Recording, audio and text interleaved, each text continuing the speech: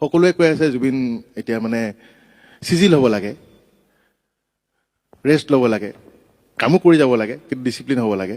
কিন্তু মই কওঁ জুবিন আকৌ চালাকো হ'ব হৈ গ'ল এতিয়া। আজিৰ যুগৰ লগত চলিবৰ কাৰণে অলপ চালাক হ'ব লাগিব, নহ'লে নহ'ব।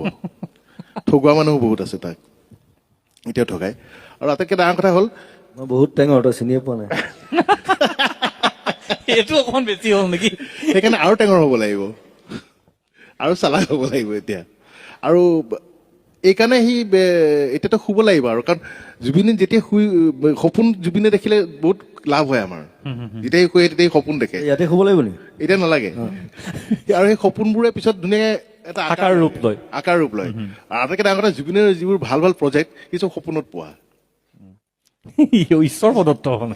যিমানবোৰ ভাল ভাল ষ্টৰী আছে সেই চব সপোনত দেখে, দেখি পিছদিনাখন কয় এই কালি এনেকুৱা এনেকুৱা দেখিলো এনেকুৱা তই মনত ৰাখ।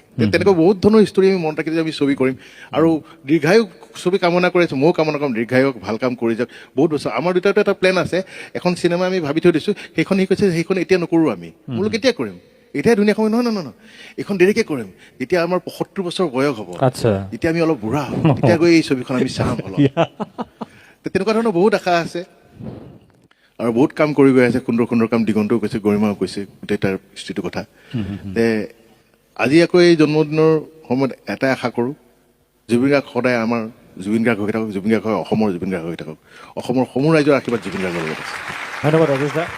মই আৰু দুজন কোনোবা মানুহে